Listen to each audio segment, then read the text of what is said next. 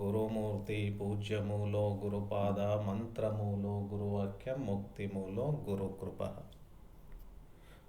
ಶ್ರೋತ್ರಿಯ ಬ್ರಹ್ಮನಿಷ್ಠ ಸದ್ಗುರು ಬಸವಾನಂದರ ಪಾದಾರವಿಂದಗಳಿಗೆ ಅನಂತ ದೀರ್ಘದಂಡ ಪ್ರಣಾಮಗಳನ್ನು ಸಮರ್ಪಿಸುತ್ತಾ, ತತ್ಸ್ವರೂಪರಾದ ಶ್ರೀ ನಿಜಗುಣ ಗುರುಗಳ ಪಾದಾರವಿಂದಗಳಿಗೆ ಅನಂತ ದೀರ್ಘದಂಡ ಪ್ರಣಾಮಗಳನ್ನು ಸಮರ್ಪಿಸುತ್ತಾ, ಸದ್ಗುರು ಮಾರ್ತಂಡ ಸಾಬಯ್ಯ ಗುರುಗಳ ಪಾದಾರವಿಂದಗಳಿಗೆ ಅನಂತ ದೀರ್ಘದಂಡ ಪ್ರಣಾಮಗಳನ್ನು ಸಮರ್ಪಿಸುತ್ತಾ, ಸದ್ಗುರು ರಾಯಪ್ಪ ಗುರುಗಳ ಪಾದಾರವಿಂದಗಳಿಗೆ ಅನಂತ ದೀರ್ಘದಂಡ ಪ್ರಣಾಮಗಳನ್ನು ಸಮರ್ಪಿಸುತ್ತಾ, ಎಲ್ಲ ಜ್ಞಾನಾರ್ಥಿಗಳಿಗೆ ವಂದಿಸುತ್ತಾ ಪ್ರಾರಂಭಿಸುತ್ತೇನೆ.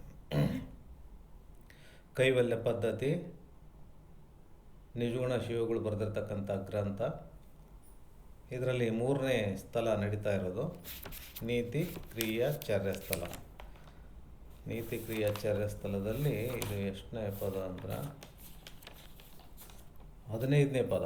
15ನೇ ಪದ, ಎಲ್ಲರೊಡನೆ ವೈರವಿಲ್ಲದೆ ಕೂರ್ಪುದೆ ಚಂದ ಅಮಮ, ತಲ್ಲಣಿಸದೆ ನೀತಿಯಲ್ಲಿರಲ್ ಅರ್ಪುದೆ ಚಂದ ಅಮಮ ಅಂತಕ್ಕಂಥದ್ದು. ಅಂದ್ರೆ ಎಲ್ಲರೊಡನೆ ವೈರವಿಲ್ಲದೆ ಕೂರ್ಪುದೆ ಚಂದ ಅಮಮ, ಎಲ್ಲ ಜೀವಿ ಕೋಟಿಗಳೊಡನೆ ವೈರತ್ವ ಇರಲಾರ್ದೆ ಇರ್ತಕ್ಕಂಥದ್ದು ಜೀವನಿಗೆ ಯೋಗ್ಯ ಅಂತಕ್ಕಂಥದ್ದು. ತಲ್ಲಣಿಸಿದ ನೀತಿಯಲ್ಲಿ ಇರತಕ್ಕಂಥದ್ದೇ ಚಂದ. ಜೀವನಿಗೆ ನೀತಿ ಮಾರ್ಗದಲ್ಲಿ ನಡೀತಕ್ಕಂಥದ್ದೇ ಭಾಳ ಚಂದ ನೋಡಪ್ಪ, ಯೋಗ್ಯ ಅದ, ಅದರಲ್ಲೇ ನಡೀತಕ್ಕಂಥದ್ದು ಅಂತಲ್ಲಿ ಹೇಳ್ತಾರೆ. ಇದರಲ್ಲಿ ಈಗ 4ನೇ ನುಡಿ ಹೇಳ್ತಕ್ಕಂಥದ್ದು, ಭವ ರಿಪು ದುರುಳದಂದವನೊಂದಿ ಗೆಲುವುದೇ ಚಂದ ಅಮಮ, ಜವನ ದಾಳಿಯ ಕೆಡಿಸುವ ಭಕ್ತಿ ಗಲಿಯುವುದೇ ಚಂದ ಅಮಮ, ಶಿವಪದ ಧ್ಯಾನ ಲಕ್ಷ್ಯವ ನೋಡಿ ನಲಿಯುವುದೇ ಚಂದ ಅಮಮ, ತವೆ ತನ್ನ ನಿಜವನರಿದ ಯುಕ್ತಿ ಗಲಿಪುದೇ ಚಂದ ಅಮಮ ಅಂತಕ್ಕಂಥದ್ದು. ಇದು 4ನೇ ನುಡಿ.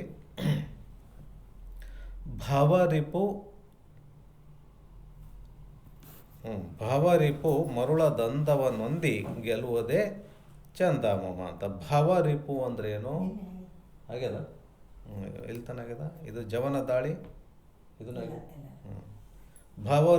ಭವರಿಪು ಮರುಳದಂದವನೊಂದಿ ಗೆಲುವುದೇ ಚಂದ ಅಮಮ. ಇದು ನಿನ್ನೆ ಆಗ್ಯದಂತ.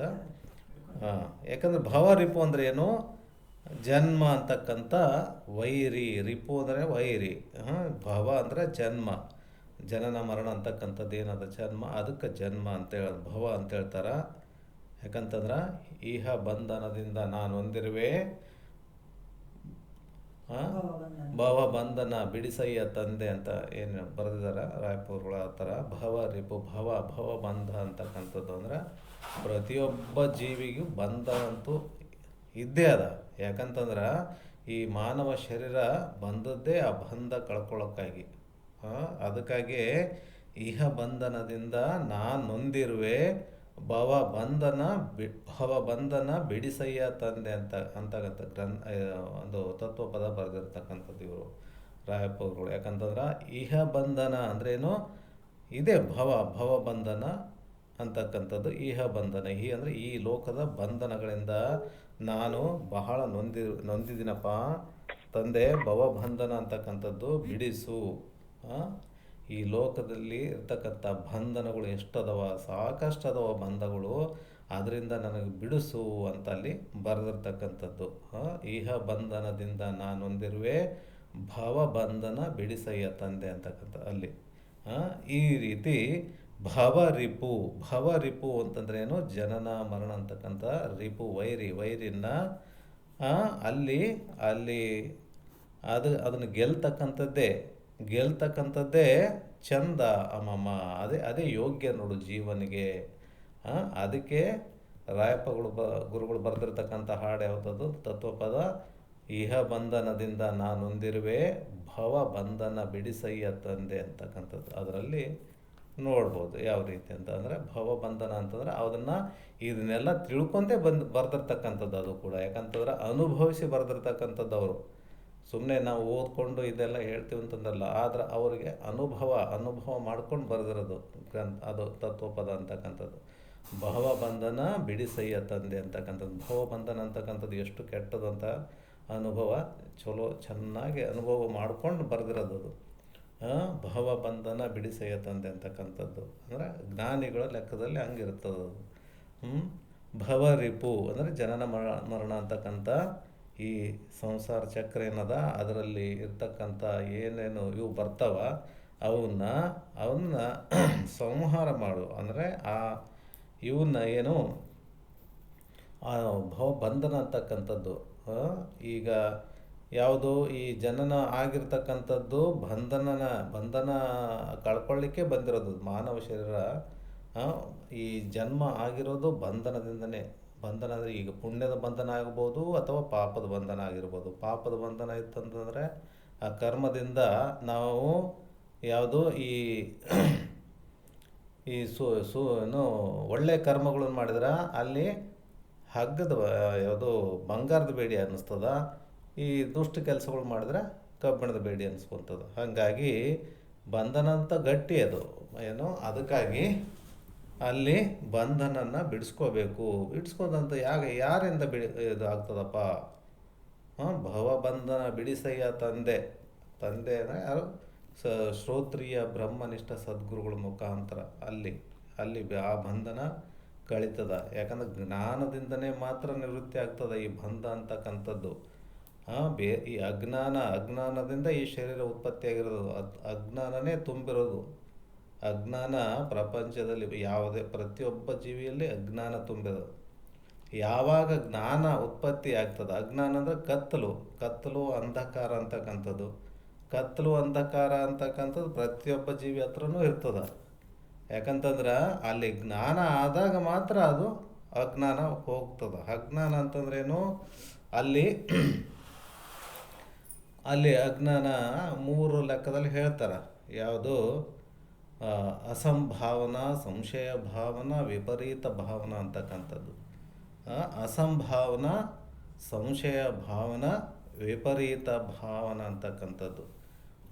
ಇದು ಈ ಅಜ್ಞಾನದ ಸ್ವರೂಪ, ಲಕ್ಷಣಗಳು ಹೇಳ್ತಾರೆ ಅದನ್ನು. ಅಸಂಭಾವನ ಅಂದರೆ ನಾನು ಪರಮಾತ್ಮ ಅನ್ಲಕ್ಕೆ ಸಾಧ್ಯನೇ ಇಲ್ಲ ಅಂತಕ್ಕಂಥದ್ದು. ನಾನು ಹೆಂಗಾಗ್ತೀನಿ ಹೌದು. ಆಮೇಲೆ ಈ ಸಂಶಯ ಭಾವನ, ನಾನು ಪರಮಾತ್ಮ ಹೌದೋ ಅಲ್ಲೋ ಅಂತಕ್ಕಂಥ ಸಂಶಯ ಭಾವನ. ವಿಪರೀತ ಭಾವನ ಅಂದರೆ ನಾನು ಪರಮಾತ್ಮ ಅಂತಕ್ಕಂಥ ಅಲ್ವೇ ಅಲ್ಲ ಅಂತಕ್ಕಂಥದ್ದು ವಿಪರೀತ ಭಾವನ ಅಲ್ಲಿ ಇರ್ತಕ್ಕಂಥದ್ದು. ಇವು ಅಜ್ಞಾನದ ಸ್ವರೂಪಗಳು, ಅಜ್ಞಾನದ ಲಕ್ಷಣಗಳು. ಹಂಗಾಗಿ ಇವು ಯಾವ ರೀತಿ ಅಲ್ಲಿ ಪ್ರತೀತಿ ಆಗ್ತಾವ ಅಂತಂದರೆ ಯಾವುದರಿಂದ ಆಗ್ತಾವ ಅಂತಂದ್ರೆ ಮಲ ವಿಕ್ಷೇಪ ಆವರಣ ದೋಷಗಳು ಅಲ್ಲಿ ಮನಸ್ಸಿನಲ್ಲಿ ತುಂಬಿರ್ತಾವ. ಅದಕ್ಕಾಗಿ ಇವು ಪ್ರತೀತಿ ಆಗ್ತಾವ. ಯಾವುದು? ಅಸಂಭಾವನ, ಸಂಶಯ ಭಾವನ, ವಿಪರೀತ ಭಾವನ ಅಂತಕ್ಕಂಥವು. ಈ ಮಲ ವಿಕ್ಷೇಪ ಆವರಣ ದೋಷಗಳು ಅವನ್ನ ನಿವೃತ್ತಿ ಆದಾಗ ಅಜ್ಞಾನ ನಿವೃತ್ತಿ ಆಗ್ತದೆ. ಮಲ ವಿಕ್ಷೇಪ ಆವರಣ ದೋಷ ಯಾವ ರೀತಿಯಪ್ಪ? ಮಲ ದೋಷ ಕಳ್ಕೊಬೇಕಂದ್ರೆ ಹೆಂಗೆ? ಯಾವ ರೀತಿ ಅಂದರೆ ಮಲ ದೋಷ ಅಂದರೆ ಏನು? ಅಲ್ಲಿ ಪಾಪದ ದೋಷ ಅಂತಕ್ಕಂಥದ್ದು, ಜನ್ಮಾಂತರದಿಂದ ಬಂದಿರತಕ್ಕಂಥ ಪಾಪ. ಆ ಪಾಪನ್ನು ಕಳ್ಕೊಬೇಕಂತಂದ್ರೇನು?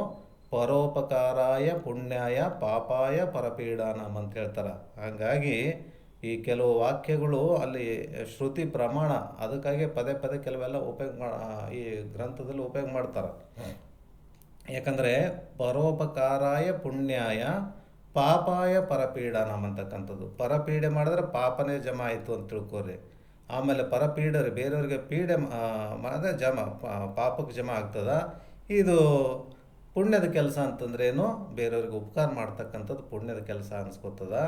ಹಾಗಾಗಿ ಅಲ್ಲಿ ಪುಣ್ಯದ ಕೆಲಸ ಮಾಡಿದಾಗ ಆ ಮಲ ದೋಷ ಹೋಗ್ತದೆ ನೋಡಪ್ಪ. ಪುಣ್ಯದ ಕೆಲಸ ಅಂದರೆ ಯಾವುದು? ಆ ಸತ್ಪಾತ್ರಕ್ಕೆ ದಾನಂ ಅಂತ ಹೇಳ್ತಾರೆ. ಸತ್ಪಾತ್ರ ಅಂತಂದ್ರೇನು? ಆ ಜ್ಞಾನಿಗಳ ಮಠ ಇರ್ತದ. ಜ್ಞಾನಿಗಳ ಮಠಕ್ಕೆ ಸಂಬಂಧಪಟ್ಟಂಗೆ ಕಾರ್ಯಗಳು ಇರ್ತಾವ. ಅಥವಾ ಕಾರ್ಯದಲ್ಲಿ ಅಲ್ಲಿ ಆಪ್ತ ಅಂಗ ಸ್ಥಾನ ಸದ್ಭಾವ ಅಂತ ಅಲ್ಲಿ ಹೇಳ್ತಾರೆ. ಗುರುಗಳ ಹತ್ರ ಸೇವೆ ಮಾಡ್ಬೇಕಂದ್ರೆ 4 ರೀತಿ ಸೇವೆ ಅಂತ ಹೇಳ್ತಾರೆ. ಆಪ್ತ ಅಂಗ ಸ್ಥಾನ ಸದ್ಭಾವ. ಸ್ಥಾನದ್ದಂತಂದ್ರೆ ಅಲ್ಲಿ ಆಶ್ರಮ ಅಥವಾ ಮಠ ಇದ್ದಾಗ ಆ ಸ್ಥಾನದ್ದು ಅಲ್ಲಿ ಸ್ವಚ್ಛ ಮಾಡ್ತಕ್ಕಂಥದ್ದಾಗಲಿ ಅಥವಾ ಆ ಕಾರ್ಯಕ್ರಮಗಳು ಏನಾದರೂ ನಡೆದು ಅಂದ್ರೆ ಅಲ್ಲಿ ಕಾರ್ಯಕ್ರಮದಲ್ಲಿ ಮನಸಾರೆ ಭಾಗವಹಿಸ್ತಕ್ಕಂಥದ್ದು, ಕಾಟಾಚಾರಕ್ಕೆ ಭಾಗವಹಿಸೋದಲ್ಲ. ಅವ್ರು ಏನು ಹೇಳ್ತಾರಪ್ಪ, ಅವ್ರು ನೋಡ್ತಾರಪ್ಪ ಅಂತ ಭಾಗವಹಿಸೋದಲ್ಲ. ತಮ್ಮ ಸ್ವಂತ ಮನಸ್ಸಿನಿಂದ ಭಾಗವಹಿಸ್ತಕ್ಕಂಥದ್ದು. ಆವಾಗ ಯಾರು ಆ ಥರ ಭಾಗವಹಿಸ್ತಾರೋ ಅವ್ರಿಗೆ ಪುಣ್ಯಕ್ಕೆ ಜಮ ಆಗ್ತದದು. ಯಾವುದು ಈ ರೀತಿ ಅಂದರೆ ಸ್ಥಾನ ಸೇವೆ ಅಂತ ಹೇಳ್ಸ್ಕೊಂತದ್ದು ಅದು, ಸ್ಥಾನ ಸೇವೆ. ಹಾಗಾಗಿ ಈ ಸತ್ಪಾತ್ರಕ್ಕೆ ದಾನಮ್ ಅಂತ ಹೇಳ್ತಾರಲ್ಲ, ದಾನ ಕೊಡೋದು ಅಂತಂದರೆ ಅಲ್ಲಿ ಈ ಕಾರ್ಯಗಳಿಗೆ ದಾನ ಕೊಡ್ತಕ್ಕಂಥದ್ದು ಯಾವುದು, ಈ ಜ್ಞಾನಿಗಳು ನಡೆಸ್ತಕ್ಕಂಥ ಕಾರ್ಯಗಳಿಗೆ ದಾನ, ಅದು ಸತ್ಪಾತ್ರ ಅನಿಸ್ಕೊತದ. ಯೋಗ್ಯ, ಅದೇ ಯೋಗ್ಯ ಅಂತಕ್ಕಂಥದ್ದು. ಅಥವಾ ದಾಸೋಹಕ್ಕೆ ಅಂದರೆ ಯಾವುದಾದ್ರೂ ಇದರಲ್ಲಿ ಅಂದರೆ ಸುಮ್ಮನೆ ಏನೋ ಹೆಸರು ಹೇಳ್ಕೊಂಡು ಬರ್ತಾರೆ, ಅಲ್ಲಿ ದಾರಿ ತಪ್ಪಿಸೋ ಕೆಲಸಗಳು ಭಾಳ ಜನ ಮಾಡ್ತಾರೆ. ಆದರೆ ಅಂಥ ಮರಳಾಗಲಾರ್ದೆ ಯಾರು ನಿಜವಾದ ಇದಿರ್ತದ, ಅಲ್ಲಿ ಸಹಾಯ ಅಪೇಕ್ಷಿಸಿರ್ತಾರೆ ಅಂಥವ್ರಿಗೆ ತಲುಪಂಗೆ ಕೊಡಬೇಕದು. ಕೆಲವು ದಾನ ಕೊಡ್ತಕ್ಕಂಥದ್ದು ಯಾರಿಗೋ ಕೊಟ್ಟು ಮೋಸ ಹೋಗುವಂಥಕ್ಕಂಥದ್ದಲ್ಲ. ನಮಗೆ ಅಲ್ಲಿ ಮನವರಿಕೆ ಆಗಬೇಕು ಅದು, ಓ ಇದು ಯೋಗ್ಯ ಅದ ಇಲ್ಲಿ ಕೊಡ್ತಕ್ಕಂಥದ್ದು ಅಂತ. ಅಲ್ಲಿ ಕೊಟ್ಟರೆ ಅಲ್ಲಿ ಪುಣ್ಯಕ್ಕೆ ಜಮಾ ಆಗ್ತದೆ. ಪುಣ್ಯ ಮಾಡೋದ್ರಿಂದ ಏನಾಗ್ತದೆ, ಅಲ್ಲಿ ಮಲದೋಷ ಕಳೀತದ. ಮಲದೋಷ ಕಳೆದ ಮೇಲೆ ಏನಾಗ್ತದೆ, ಆಮೇಲೆ ಚಂಚಲ ಅಂದರೆ ಯಾವುದು, ವಿಕ್ಷೇಪ ದೋಷ ಯಾವ ರೀತಿ ಕಳ್ಕೊಬೇಕಂದ್ರೆ ಅಲ್ಲಿ ಚಂಚಲ ವೃತ್ತಿ ಇದು ಮಾಡ್ಬೇಕಂದ್ರೆ ಯಾವ ರೀತಿ ಮಾಡ್ಕೋಬೇಕಂದ್ರೆ ಅಲ್ಲಿ ಯೋಗ ಆದರೂ ಮಾಡಿ, ಧ್ಯಾನ ಆದರೂ ಮಾಡಿ ಅಲ್ಲಿ ಚಂಚಲ ವೃತ್ತಿ ಕಳ್ಕೊಳಕ್ಕೆ ಬರ್ತದೆ. ಯೋಗ ಧ್ಯಾನ ಅಂತಕ್ಕಂಥದ್ದು. ಆಮೇಲೆ ಈ ಕಲಿಯುಗದಲ್ಲಿ ಏನು ಹೇಳ್ತಾರೆ, ಭಾಳ ಈ ಮಾರ್ಗಕ್ಕೆ ಬರ್ಬೇಕಂತಂದ್ರೆ ಅಲ್ಲಿ ಏನು ಹೇಳ್ತಾರಂದ್ರೆ ನಾಮಸ್ಮರಣೆ ಅಂತಕ್ಕಂಥದ್ದನ್ನು ಕೂಡ ಹೇಳ್ತಾರೆ. ನಾಮಸ್ಮರಣೆ ಭಾಳ ಸುಲಭ ಕೆಲಸ, ಅದು ಭಾಳ ಸುಲಭ ಕೆಲಸ. ಯಾಕಂದ್ರೆ ನಾಮಸ್ಮರಣೆ ಮಾಡಿದ್ರೆ ಸಾಕು ಈ ಮಾರ್ಗದಲ್ಲಿ ಬರ್ತಾರಂತ ಆದದ್ದು. ಅಂದರೆ ಈ ಕಲಿಯುಗದಲ್ಲಿ ಅದು ಅಷ್ಟೊಂದು ಸುಲಭ ಕೆಲಸ ಅದು. ಯಾಕಂತಂದ್ರೆ ಇಷ್ಟು ಸುಲಭ ಇದ್ರೂ ಎಲ್ರಿಗೂ ಬರೋಕ್ಕಾಗಲ್ಲ ಈ ಮಾರ್ಗಕ್ಕೆ ಬಂದು ಈ ಜ್ಞಾನ ಪಡಿಲಿಕ್ಕೆ ಎಲ್ಲರಿಗೆ ಆಗ್ತದೇನ್ರಿ? ಖಂಡಿತ ಆಗಂಗಿಲ್ಲ. ಎಲ್ಲೋ ಕೆಲವೊಬ್ಬರು ಅಷ್ಟೇ, ಎಲ್ಲರಿಗೆ ಯಾಕೆ ಆಗಂಗಿಲ್ಲ ಅಂತಂದರೆ ಅದು ಅಲ್ಲಿ ಪ್ರತಿಬಂಧಕ ಮಾಡಿಸ್ತದೆ. ಅವ್ರಿಗೆ ಸಾಧ್ಯನೇ ಇಲ್ಲ ಅದು. ಕೆಲವರು ಪ್ರಯತ್ನ ಮಾಡಬೇಕಾಗ್ತದೆ, ಭಾಳ ಪ್ರಯತ್ನ ಮಾಡಬೇಕಾಗ್ತದೆ ಇದಕ್ಕೆ. ಸುಮ್ಮನೆ ತಾನೇ ಆಗ್ಲಪ್ಪ ಅಲ್ಲಿ ನಮ್ಮ ನಸೀಬ್ದಾಗಿದ್ದರೆ ಕೇಳಮ್ಮು ಇಲ್ಲಂದ್ರೆ ಬಿಡಮ್ಮು ಅಂತ ಆ ಲೆಕ್ಕ ಏನಾದರೂ ಯೋಚನೆ ಮಾಡಿದ್ರೆ ಮುಗೀತದ ಅಷ್ಟೇ. ಮತ್ತು ಅದೇ ಪುನರಪಿ ಜನನಂ ಪುನರಪಿ ಮರಣಂ ಅಂತಕ್ಕಂಥದ್ದು, ಆ ರಾಟವಾಳ ಚಕ್ರ ಅಂತಕ್ಕಂಥದ್ದಕ್ಕೆ ಸಿಕ್ಕಾಕೊಂಡ್ಬಿಡ್ತಾರೆ. ಭವರಿಪುಗೆ ಸಿಕ್ಕಾಕೊಂಡ್ಬಿಡ್ತಾರದು. ಹಾಗಾಗಿ ಇದನ್ನು ತಪ್ಪಿಸ್ಕೋಬೇಕಂತಂದ್ರೆ ಭಾಳ ಸರಳ. ಯಾವುದು ಈ ಮಾರ್ಗಕ್ಕೆ ಬರ್ಬೇಕಂತಂದ್ರೆ ನಮ್ಮ ಇದು ಏಕಾಗ್ರತೆ ಮಾಡ್ಕೋಬೇಕಂದ್ರೆ ಅಲ್ಲಿ ನಾಮಸ್ಮರಣೆ ಕೂಡ ಮಾಡಬೇಕಾಗ್ತದೆ. ನಾಮಸ್ಮರಣೆ, ಯಾವುದೇ ದೇವ್ರದ್ದು ನಾಮಸ್ಮರಣೆ ಮಾಡಿದ್ರೆ ಆಯಿತು. ಯಾವುದೇ ದೇವರ ನಾಮಸ್ಮರಣೆ, ನಾಮಾವಳಿಗಳು ಅಂತ ಇರ್ತಾವ, ನಾಮಾವಳಿ. ಯಾಕಂತಂದ್ರೆ ಅಲ್ಲಿ ಸಭೆ ನಡೆದಿರ್ತದೆ, ಶಿವನ ಸಭೆ. ಆ ಸಭೆಯಲ್ಲಿ ಕೇಳ್ತಾರೆ ಒಂದು ಸಲ ಸಭೆ ನಡೆದಾಗ ಶಿವನ ಒಡ್ಡೋಲಗದಲ್ಲಿ ಈ ಬೇರೆ ಬೇರೆ ಯುಗದಲ್ಲಿ ಯಾವುದಪ್ಪ ಜ್ಞಾನ ಮಾರ್ಗಕ್ಕೆ ಯೋಗ್ಯ ಅಂತ ಕೇಳಿದಾಗ ಅಲ್ಲಿ ಕೃತಯುಗದಲ್ಲಿ ಅಲ್ಲಿ ಬೇರೆ ಭಾಳ ಕಠಿಣ, ಕೃತಯುಗ ಅಂದ್ರೆ ಸತ್ಯಯುಗ ಅಂತ ಹೇಳ್ತಾರೆ. ಸತ್ಯಯುಗದಲ್ಲಿ ಕಠಿಣವಾದ ತಪಸ್ಸು ಮಾಡ್ತಕ್ಕಂಥದ್ದು ಭಾಳ ಯೋಗ್ಯ ಇತ್ತಂತ ಅವಾಗ. ಆಮೇಲೆ ತ್ರೇತಾಯುಗದಲ್ಲಿ ಅಲ್ಲಿ ಯಜ್ಞಗಳನ್ನು ಮಾಡ್ತಕ್ಕಂಥದ್ದು ಭಾಳ ಶ್ರೇಷ್ಠ ಇತ್ತು ಅಂತ ಅಲ್ಲಿ ಹೇಳ್ತಾರೆ. ಆಮೇಲೆ ದ್ವಾಪರ ಯುಗದಲ್ಲಿ ಯಾಗಗಳು ಮಾಡ್ತಕ್ಕಂಥದ್ದು ಶ್ರೇಷ್ಠ ಅಂತ ಅಲ್ಲಿ ಬರ್ಕೊಂಬಂದಾರ. ಈ ಕಲಿಯುಗದಲ್ಲಿ ಏನಾಗ್ಯದ, ಬರೀ ನಾಮಸ್ಮರಣೆ ಮಾಡಿದ್ರೆ ಸಾಕು ಅದೇ ಶ್ರೇಷ್ಠ ಅಂತ ಹೇಳ್ಸ್ಕೊತದ್ದು ಅಂತ ಅಲ್ಲಿ ಶಿವನ ಓಲಗದಲ್ಲಿ ಅಲ್ಲಿ ಆಸ್ಥಾನ ಸಭೆಯಲ್ಲಿ ಅಲ್ಲಿ ಹೇಳ್ತಾರೆ. ಇದು ಗುರು ಚರಿತ್ರೆಯಲ್ಲಿ ಬರ್ತದೆ, ಬೇಕಿಂದು ನೋಡ್ಬೋದು ಇದನ್ನು. ಯಾಕಂದ್ರೆ ಇಷ್ಟೊಂದು ಸುಲಭ ಆದಲ್ಲಪ್ಪ ಇದು ಅಂತಕ್ಕಂಥದ್ದು. ಅಂದರೆ ನಾಮಸ್ಮರಣೆ ಅಲ್ಲಿ ಕಲಿ ಹೇಳ್ತಾನೆ ಅವರಿಗೆ, ನಾನು ಇಷ್ಟೊಂದು ಸುಲಭ ಯಾಕೆ ಇಟ್ಟದ ಅಲ್ಲಿ ಕಲಿಯುಗದಲ್ಲಿ ಅಂತ ಹೇಳಿದಾಗ, ನಾನು ಅವರಿಗೆ ನಾಮಸ್ಮರಣೆ ಮಾಡ್ಲಿಕ್ಕೆ ಬಿಟ್ಟಿರ್ತಾನೆ, ಅದನ್ನೆಲ್ಲ ಜಯಿಸ್ಕೊಂಡು ನಾಮಸ್ಮರಣೆ ಮಾಡಿದವ್ರು ಮಾತ್ರ ಮುಂದಕ್ಕೆ ಬರ್ತಾರೆ. ಅದಕ್ಕಾಗಿ ಇದು ಕೂಡ ಅಷ್ಟು ಸುಲಭ ಅಲ್ಲ. ನಾಮಸ್ಮರಿ ಇಷ್ಟೊಂದು ಸುಲಭ ಅದಲ್ಲ ಅಂತಂದರೂ ಕೂಡ ಅವರಿಗೆ ಪ್ರತಿಬಂಧಕಗಳು ಭಾಳ ಇರ್ತಾವ. ನಾನು ಅಡ್ಡಿಪಡಿಸ್ತಾ ಇರ್ತೀನಿ ಅವಕ್ಕೆಲ್ಲ. ನಾಮಸ್ಮರಣೆ ಮಾಡ್ಲಿಕ್ಕೆ ಅವರಿಗೆ ಆಗ್ಲಾರ್ದಂಗೆ ಪದೇ ತೊಂದರೆಗಳನ್ನ ಕೊಡ್ತೀನಿ ನಾನು ಅಂತ ಹೇಳ್ತಾರಂತ ಕಲಿ. ಹಾಗಾಗಿ ನಾವು ಕೆಲವರು ನೋಡ್ಬೋದು, ಪ್ರತಿನಿತ್ಯ ಶಾಸ್ತ್ರ ಯಾರು ಕೇಳ್ತಾರಪ್ಪ, ಪ್ರತಿನಿತ್ಯ ಕೇಳ್ತಾರೇನೋ, ಸತತವಾಗಿ ನಾನು ಕೇಳಲೇಬೇಕು ಅಂತ ಮನಸ್ಸು ಮಾಡಿ ಕೇಳೋರು ಭಾಳ ಒಂದೇ ಬೆರಳಿಕೆ ಅಷ್ಟು ಜನ ಅಷ್ಟೇ. ಹಾಗಾಗಿ ಏನೋ ಒಂದು ನೆವಗಳು ಬರ್ತಾವಲ್ಲಿ, ನೆವಗಳು ಬರ್ತಾವ, ಅದಾಯಿತು ಇದಾಯಿತು, ಆ ನೆವ ಆಯಿತು, ಈ ಒಂದಿಲ್ಲ ಒಂದು ನೆವ, ಅದು ಏನು ಹೇಳಲಿಕ್ಕೆ ಬರೋಂಗಿಲ್ಲ. ನೆವಗಳು ಬೇಕಾದಷ್ಟು ಬರ್ತಾವೆ. ಅದಕ್ಕಾಗಿ ಅದನ್ನೆಲ್ಲ ಮೀರಿ ಯಾರು ಈ ಕೆಲಸ ಮಾಡ್ತಾರ ಅವರು ಮಾತ್ರ ನಿಜವಾದ ಗಟ್ಟಿ ಕಾಳುಗಳು ಅಂತ ಹೇಳ್ಸ್ಕೊತಾರೆ ನೋಡಪ್ಪ ಅಂತ ಅಲ್ಲಿ ಹೇಳ್ತಾರೆ.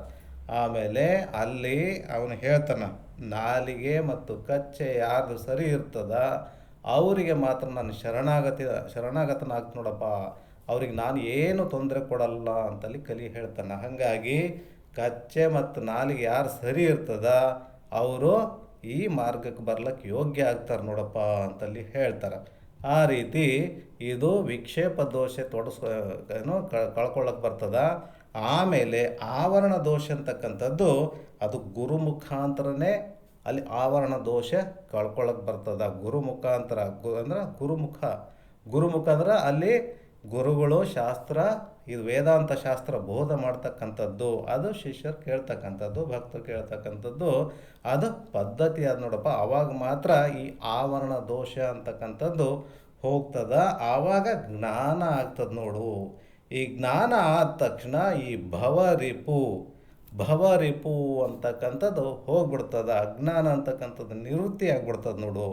ಹಾಗಾಗಿ ಯಾವಾಗ ಇದು ಯಾವ ರೀತಿ ಅಂತಂದ್ರೇನು, ಜ್ಞಾನ ಯಾವ ರೀತಿ ಅಂದರೆ ಹಗ್ಗದ ಜ್ಞಾನದಿಂದ ಅಲ್ಲಿ ಹಾವಿನ ಭ್ರಾಂತಿ ಹೆಂಗೆ ಹೋಗ್ತದ ಆ ರೀತಿ. ಸಂಜೆ ಕತ್ತಲಲ್ಲಿ ಅಲ್ಲಿ ಒಂದು ಹಗ್ಗ ಬಿದ್ದಿರ್ತದ. ಈ ದೃಷ್ಟಾಂತ ಯಾವುದು ಈ ವೇದಾಂತ ಗ್ರಂಥದಲ್ಲಿ ಭಾಳ ಶ್ರೇಷ್ಠ ಆಗಿರ್ತಕ್ಕಂಥದ್ದು. ಪ್ರತಿ ಸಲ ಬರ್ತದೆ ಇದು ಹಗ್ಗದಲ್ಲಿ ಹಾವು ಅಂತಕ್ಕಂಥ ದೃಷ್ಟಾಂತ.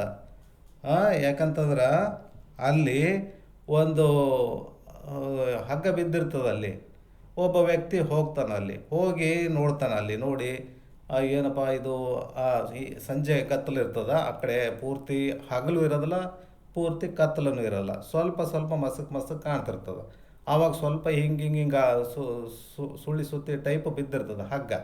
ಅವ ಭಯ ಆಗ್ತದೆ ನೋಡಿದ ತಕ್ಷಣನೇ, ಏನಪ್ಪ ಅದು ಏನದ ಹಗ್ಗ, ಹಾವಂತನೇ ಭ್ರಾಂತಿ ಆಗಿಬಿಡ್ತದೆ ಫಸ್ಟಿಗೆ ಅವನಿಗೆ. ಹಾವಂತ ಭ್ರಾಂತಿ ಆಗಿಬಿಡ್ತದೆ, ಅದು ಹಗ್ಗ ಅಂತಕ್ಕಂಥದ್ದು ಇರೋದೇ ಇಲ್ಲ ಅಲ್ಲಿ. ಹಾವಂತ ಭ್ರಾಂತಿ ಆದ ತಕ್ಷಣವೇ ಆಮೇಲೆ ಅವನು ಏನಾದರೂ ಹಾವಂತ ಭ್ರಾಂತಿ ಆದಾಗ ಅವನು ಏನಾದರೂ ಕರ್ಮ ಮಾಡಿದ್ರೆ ಅದು ಭ್ರಾಂತಿ ಹೋಗ್ತದೇನೋ, ಏನಾದರೂ ಔಷಧ ತಿಂದ್ರೂ ಹೋಗ್ತದೇನದು. ಅದು ಭಯ, ಹಾವಿನ ಭಯ ಏನು ಹೋಗ್ತದೇನೋ ಅವನಿಗೆ. ಏನೇ ಇಲ್ಲಪ್ಪ, ಯಜ್ಞ ಯಾಗಾದಿಗಳನ್ನು ಮಾಡಮು, ಪೂಜೆ ಮಾಡಮು ಅಂತೇನು ಪೂಜೆ ಮಾಡಿದ್ರೆ ಅದು ಹಾವಿನ ಭಯ ಏನು ಹೋಗ್ತದೆ ಅವನಿಗೆ ಅವಾಗ? ಖಂಡಿತ ಹೋಗಲ್ಲ. ನೀ ಏನೇ ಕರ್ಮ ಮಾಡು, ಯಾವುದೇ ಉಪಚಾರ ಮಾಡ್ಕೋ, ಏನಾದರೂ ಔಷಧ ತಿನ್ನು, ಏನೂ ಹೋಗಂಗಿಲ್ಲ. ಉಪವಾಸಿರು ಏನು ಮಾಡು, ಏನೂ ಹೋಗಂಗಿಲ್ಲ. ಅದು ಯಾವಾಗ ಹೋಗ್ತದಂದ್ರೆ ಅಲ್ಲಿ ವಿಚಾರ ಮಾಡಬೇಕು. ಅಂದ್ರೆ ಹಗ್ಗ ಅಲ್ಲಿ ಏನು ಹಾವಿದ್ರೆ ಅದು ಬಳತ್ತನ ಹಾಗೆ ನಿಂದಿರೋದಲ್ಲ, ಹಿಂಗೆ ಉದ್ದುದ್ದಕ್ಕೆ ಹಂಗೆ ಬಿದ್ದಿರೋದಲ್ಲ, ಮೂವ್ ಹೋಗ್ತಾ ಇರ್ತದ, ಒಂದೇ ಕಡೆ ಹಂಗೆ ನಿಂದಿರೋದಲ್ಲ, ನಿಶ್ಚಲವಾಗಿ ನಿಂದಿರೋದಲ್ಲ.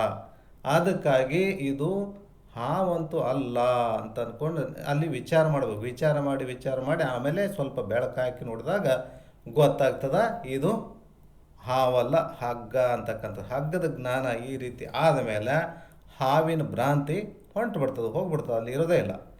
ಆ ರೀತಿ ಜ್ಞಾನ ಆದಾಗ ಅಜ್ಞಾನ ಅಂತಕ್ಕಂಥದ್ದು ಹೋಗೇ ಬಿಡ್ತದ.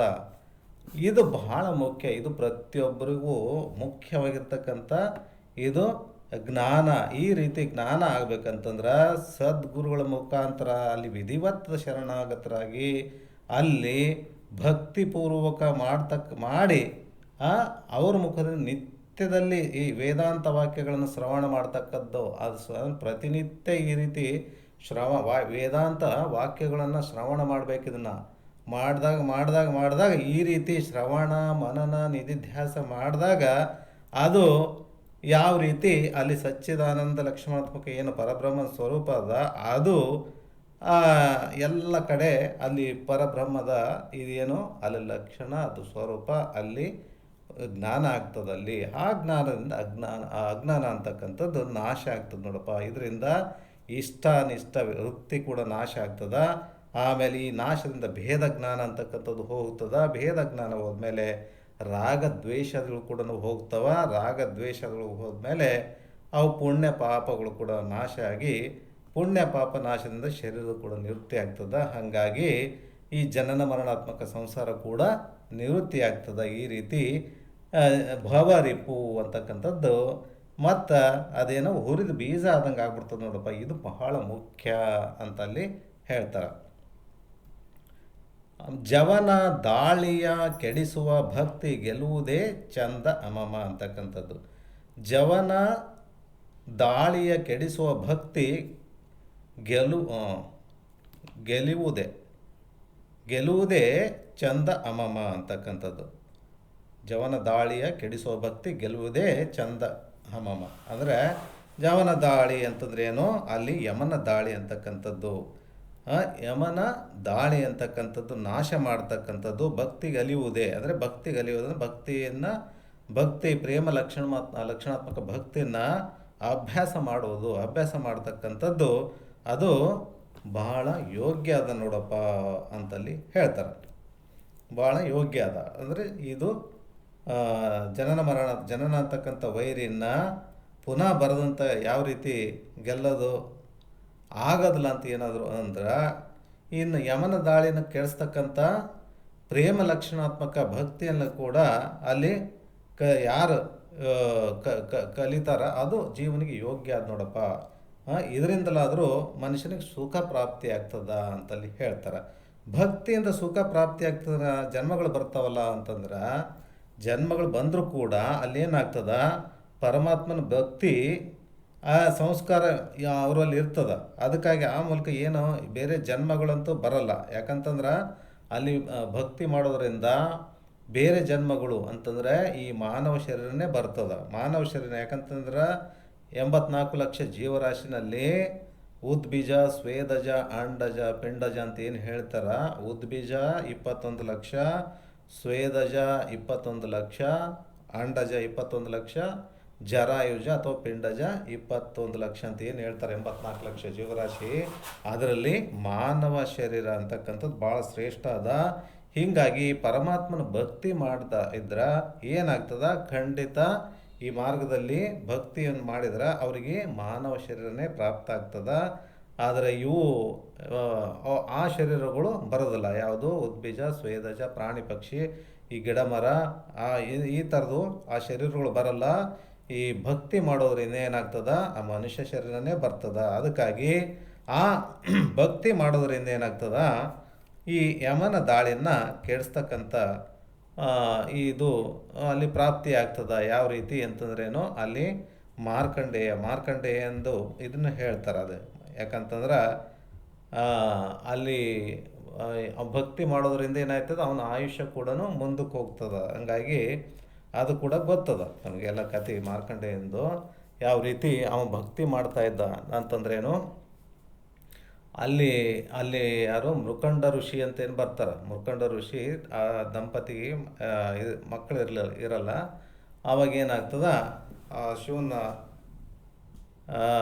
ಅಲ್ಲಿ ತಪಸ್ ಮಾಡಿ ಅಲ್ಲಿ ವರ ಒಂದು ಪಡ್ಕೋತಾರೆ. 100 ವರ್ಷ ಇರೋ ಕೆಟ್ಟ ವ್ಯಕ್ತಿ ಬೇಕು ಅಥವಾ ಕಡಿಮೆ ಆಯುಷ್ಯ ಇರತಕ್ಕಂಥ ಒಳ್ಳೆ ವ್ಯಕ್ತಿ ಬೇಕು ಅಂತ ಕೇಳಿದಾಗ ಅವರು ಕಡಿಮೆ ಆಯುಷ್ಯ ಇರತಕ್ಕಂಥ ಒಳ್ಳೆ ವ್ಯಕ್ತಿನೇ ಇರಲಿ ಅಂತ ಹೇಳ್ತಾರೆ, ಬೇಡ್ಕೊತಾರೆ. ಅದೇ ಪ್ರಕಾರ ತಥಾಸ್ತು ಅಂತ ಹೇಳ್ತಾನೆ ಪರಮಾತ್ಮ.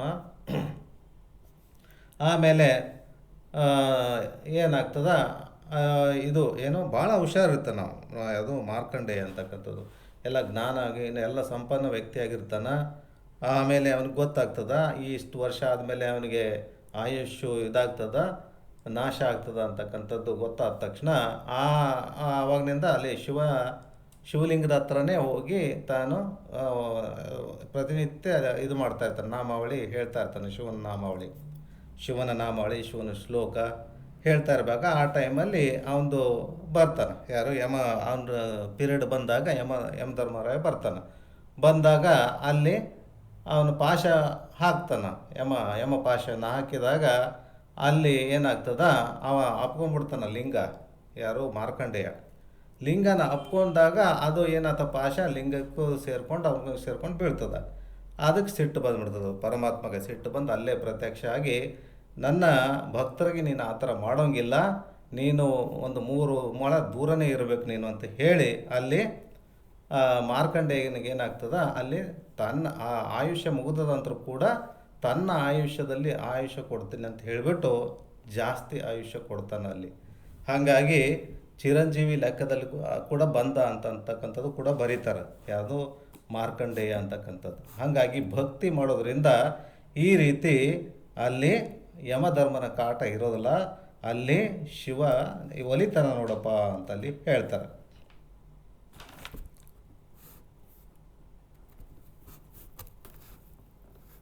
ಶಿವ ಅಂದಾಯ್ತು.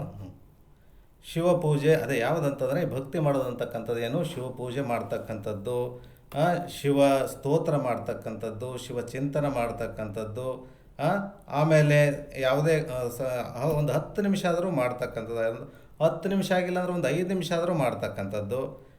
ನಮಗೆ ಎಷ್ಟು ಕೆಲಸದಲ್ಲಿ ಎಷ್ಟು ಟೈಮ್ ಸಿಗ್ತದೆ ಅಷ್ಟರಲ್ಲಾದರೂ ಸ್ವಲ್ಪ ವೇಳೆದಾದರೂ ಶಿವನನ್ನು ಏಕಾಗ್ರ ಲಕ್ಷ್ಯದಿಂದ ಧ್ಯಾನ ಮಾಡಿ ಅವನ ಸ್ವರೂಪನ ಕಂಡು ಆನಂದವಂತಕ್ಕಂಥದ್ದು ಜೀವನಿಗೆ ಭಾಳ ಯೋಗ್ಯ ಅದ ನೋಡಪ್ಪ ಇದು ಅಂತಲ್ಲಿ ಹೇಳ್ತಾರೆ. ಯಾಕಂತಂದ್ರೆ ನೀನು ಜ್ಞಾನ ಮಾಡ್ಕೊಳ್ಳಿಕ್ಕೆ ಆಗಲ್ಲಲ್ಲ, ಆ ಜ್ಞಾನ ಪೂರ್ತಿ ಆಗಿಲ್ಲ ಅಂದರೆ ಅಟ್ಲೀಸ್ಟ್ ಇದಾದರೂ ಮಾಡು, ಭಕ್ತಿ ಆದರೂ ಮಾಡಪ್ಪ ಇಲ್ಲಿ. ಆಮೇಲೆ ಪರಮಾತ್ಮ ಯಾವುದು ಕಿವಿಯಲ್ಲಿ ನಾದ ರೂಪದಿಂದ ಮತ್ತು ನೇತ್ರದಲ್ಲಿ ಬಿಂದು ರೂಪದಿಂದ ಹೃದಯದಲ್ಲಿ ಏನು ಕಲಾ ರೂಪದಿಂದ ಕಾಣ್ತಾನ. ಪರಮಾತ್ಮ ಹೆಂಗೆ ಕಾಣ್ತಾನಪ್ಪ ಅಂತ ಏನಾದರೂ ಪ್ರಶ್ನೆ ಮಾಡಿದ್ರೆ ಪರಮಾತ್ಮ ಹೆಂಗಂತಂದ್ರೆ ಕಿವಿನಲ್ಲಿ ನಾದ ರೂಪದಿಂದ ಕಾಣ್ತಾನ, ಆಮೇಲೆ ನಾದ ರೂಪದಿಂದ, ಆಮೇಲೆ ನೇತ್ರ ಅಂದ್ರೆ ಕಣ್ಣಿನ ಬಿಂದು ರೂಪದಿಂದ ಕಾಣ್ತಾನೆ, ಆಮೇಲೆ ಹೃದಯದಲ್ಲಿ ಕಲಾ ರೂಪದಿಂದ ಕಾಣ್ತಾನೆ ನೋಡಪ್ಪ. ಹಿಂಗೆ ಅಂದರೆ ಪರಮಾತ್ಮ ಈ ರೀತಿ ನೀನು ತಿಳ್ಕೊಳ್ಬೇಕು ಅಂತಲ್ಲಿ ಹೇಳ್ತಾನೆ. ಯಾಕಂದ್ರೆ ಇನ್ನು ನಿರ್ಗುಣ ರೂಪದಿಂದ ಪರಮಾತ್ಮ ಯಾಕಂದ್ರೆ ನಿರಾಕಾರ ಆಗ್ಯಾನ. ಈ ರೀತಿ ಇರ್ತಕ್ಕಂಥ ಪರಮಾತ್ಮನನ್ನು ಏಕಾಗ್ರ ಚಿತ್ತದಿಂದ ಧ್ಯಾನ ಮಾಡಬೇಕಾಗ್ತದ. ಆ ಧ್ಯಾನ ಮಾಡೋದ್ರಿಂದ ನಾದ ಉತ್ಪತ್ತಿ ಆಗ್ತದ. ಆಮೇಲೆ ಪರಮಾತ್ಮನ ಚಿಹ್ನಗಳು ಕೂಡ ಕಂಡಂಗೆ ಕಾಣ್ತವ. ಆಮೇಲೆ ಕೋಟಿ ಸೂರ್ಯ ಪ್ರಕಾಶ ಅಂತ ಏನೋ ಅಲ್ಲಿ ಕಲ್ಪನೆ ಮಾಡಿಕೊಂಡು ಚಿಂತನೆ ಮಾಡೋದ್ರಿಂದ ಏನಾಗ್ತದೆ, ಪರಮಾತ್ಮ ಪ್ರಕಾಶ ರೂಪದಿಂದ ಪ್ರಕಟ ಆಗ್ತಾನೆ. ಈ ರೀತಿ ಇವೆಲ್ಲ ಧ್ಯಾನ ಧ್ಯೇಯ ಅಂತಕ್ಕಂಥ ತ್ರಿಪುಟಿ ಮೂಲಕವಾಗಿ ಧ್ಯಾನ ಸಂಭವಿಸ್ತದೆ ನೋಡಪ್ಪ ಈ ರೀತಿ. ಆಮೇಲೆ ಈ ರೀತಿ ಧ್ಯಾನ ಮಾಡೋದ್ರಿಂದ ಏನಾಗ್ತದ, ಅಲ್ಲಿ ಪರಮಾತ್ಮ ಅಲ್ಲಿ ಗೋಚರ ಆಗ್ತದ. ಯಾವ ರೀತಿ ಅಂತಂದ್ರೇನು, ಅಲ್ಲಿ ಅವರವರ ಅನುಭವಕ್ಕೆ ತಕ್ಕಂಗೆ ಗೋಚರ ಆಗ್ತದ. ಈ ರೀತಿ ಪರಮಾತ್ಮನ ಹೊರಗೆ ಎಲ್ಲಿ ಹುಡುಕ್ಲಾರ್ದೆ ತಮ್ಮಲ್ಲೇ ಕಾಣಬೇಕಾಗ್ತದೆ ನೋಡು. ತಮ್ಮಲ್ಲೇ ಕಂಡ್ರೆ ಇದು ಯಾಕಂತಂದರೆ ಅಲ್ಲಿ ಯೋಗ್ಯ ಆಗ್ತದೆ. ನೀವು ಹೊರಗೆ ಎಲ್ಲಿ ಹುಡುಕ್ಲಕ್ಕೆ ಹೋಗೋದು ಬೇಡ. ಅದಕ್ಕೆ ನಿಜಗುಂಡ್ರು ಏನು ಹೇಳ್ಯಾರ, ಬಳಸದಿರ ಅದ್ವೈತವನ್ನು ಬಾಹ್ಯದಲ್ಲಿ ನಿನ್ನೊಳಗೆ ಏಕೋ ಭಾವನೆಯೊಡಗೂಡು ಅಂತ ಹೇಳ್ಯಾರ. ಬಳಸದಿರು ಅದ್ವೈತವನ್ನು ಬಾಹ್ಯದಲ್ಲಿ ನಿನ್ನೊಳಗೆ ಏಕೋ ಭಾವನೆಯೊಡಗೂಡು ಅಂದ್ರೆ ಅದ್ವೈತ ಅಂತಕ್ಕಂಥದ್ದು ಹೊರಗೆಲ್ಲಿ ಹುಡುಕ್ಲಕ್ಕೆ ಹೋಗಬೇಡ, ನಿನ್ನಲ್ಲೇ ಆದ ನೋಡಪ್ಪ. ನೀನು ಯೋಗ್ಯ ರೀತಿಯಿಂದ ಅಲ್ಲಿ ನಿನ್ನ ಒಳಗೆ ಅಂತಃಕರಣ ಶುದ್ಧಿ ಮಾಡ್ಕೊಂಡು ನೋಡು, ಅಲ್ಲಿ ಪ್ರಕಟಗೊಳ್ತಾನ ಪರಮಾತ್ಮ ಅಂತಕ್ಕಂಥದ್ದು. ಹಾಗಾಗಿ ಅದು ಬಹಳ ಯೋಗ್ಯ ಅದ ನೋಡು, ನಿನ್ನೊಳಗೆ ಏಕೋ ಭಾವನೆಯೊಡಗೂಡು ಅಂತಲ್ಲಿ ಹೇಳ್ತಾರೆ. ಆಮೇಲೆ ಅಂಥ ಪರಮಾತ್ಮನ ಏನು ಈ ಓಂಕಾರ ಅಂದರೆ ಈ ರೀತಿ ಇರ್ತಕ್ಕಂಥದ್ದು ಅಂದರೆ ಧ್ಯಾನ ಮಾಡ್ತಕ್ಕಂಥದ್ದು, ನಾಮಾವಳಿ ಹೇಳ್ತಕ್ಕಂಥದ್ದು, ಇದು ಏನು ಭಕ್ತಿ ಮಾಡ್ತಕ್ಕಂಥದ್ದು. ಯಾಕಂತಾರೆ ಮೊದಲನೇದು ಭಾವರಿಪು ಮರುಳದಂದವನೊಂದಿ ಗೆಲ್ಲುವುದೇ ಚಂದ ಅಮಮ ಅಂತಂದರೆ ಇದು ಬಹಳ ಶ್ರೇಷ್ಠ ಆಗಿರ್ತಕ್ಕಂಥದ್ದು. ಇದು ಭಾಳ ಯಾವುದು ಉನ್ನತ ಮಟ್ಟದಲ್ಲಿ ಇರ್ತಕ್ಕಂಥದ್ದು. ಅಂದರೆ ಜ್ಞಾನ ಮಾಡಿಕೊಂಡು ಅಲ್ಲಿ ಜೀವನಿಗೆ ಸದಾಕಾಲ ಆನಂದ ಪ್ರಾಪ್ತಿ ಆಗ್ತಕ್ಕಂಥದ್ದು ಅದನ್ನು ಹೇಳ್ತಾರೆ. ಇನ್ನು ಎರಡನೇ ಇದರಲ್ಲಿ ಚರಣದಲ್ಲಿ ಏನು ಹೇಳ್ತಾರೆ, ಜವನ ದಾಳಿಯ ಕೆಡಿಸುವ ಭಕ್ತಿ ಗಲುವುದೇ ಚಂದ ಅಮಮ ಅಂತಕ್ಕ. ಜವನ ದಾಳಿ ಅಂತಂದರೆ ಯಮನ ದಾಳಿನ ಅಲ್ಲಿ ಕಳ್ಕೊಳ್ಳಕ್ಕೆ ಬರ್ತದಪ್ಪ. ಅದು ಹೆಂಗೆ ಅಂತಂತಂದ್ರೇನು, ನೀವು ಅಲ್ಲಿ ಶಿವ ಧ್ಯಾನ ಮಾಡ್ತಕ್ಕಂಥದ್ದು, ಶಿವನ ಭಕ್ತಿ ಮಾಡ್ತಕ್ಕಂಥದ್ದು, ಶಿವನ ಉಪಾಸನೆ ಮಾಡ್ತಕ್ಕಂಥದ್ದು, ಶಿವನ ನಾಮಾವಳಿ ಹೇಳ್ತಕ್ಕಂಥದ್ದು, ಈ ರೀತಿ ಅಥವಾ ಧ್ಯಾನ ಮಾಡ್ತಕ್ಕಂಥದ್ದು, ಈ ರೀತಿ ಉಪಾಸನೆ ಮಾಡಿದ್ರೆ ಅಲ್ಲಿ ನಿನಗೆ ಅಲ್ಲಿ ಕೃಪೆ ಮಾಡ್ತಾನೆ ಪರಮಾತ್ಮ. ಕೃಪೆ ಮಾಡಿ ನಿನಗೆ ಅಲ್ಲಿ ಮಾನವ ಶರೀರನೇ ಬಂದು ಅಲ್ಲಿ ನಿನಗೆ ಸುಖ ಉತ್ಪತ್ತಿ ಮಾಡ್ತಾನೆ ನೋಡಪ್ಪ. ಆ ರೀತಿ ಉಪಾಸನೆ ಆದರೂ ಮಾಡು, ಅದು ಭಾಳ ಯೋಗ್ಯ ಆಗ್ತದೆ. ಇದು ಮಾಡೋದ್ರಿಂದ ನಿನಗೆ ಅಲ್ಲಿ ಸುಖ ಪ್ರಾಪ್ತಿ ಆಗ್ತದೆ ನೋಡಪ್ಪ ಅಂತಲ್ಲಿ ಹೇಳ್ತಾರೆ. ಇನ್ನು ಶಿವಪದ ಧ್ಯಾನ ಲಕ್ಷ್ಯವ ನೋಡಿ ನಲಿಯುವುದೇ ಚಂದ ಅಮಮ, ತವೆ ತನ್ನ ನಿಜವನ ಅರಿವ ಯುಕ್ತಿ ಗಲಿಯುವುದೇ ಚಂದ ಅಮಮ. ಈ ನುಡಿಗಳನ್ನ ಹಿಡ್ಕೊಂಡು ಮುಂದಿನ ಕ್ಲಾಸಲ್ಲಿ ನೋಡೋಣ ಅಂತ ಹೇಳಿ ಎರಡು ಮಾತು ಗುರುಗಳ ಪಾದಕ್ಕೆ ಅರ್ಪಿಸಿ ಹರ ಓಂ.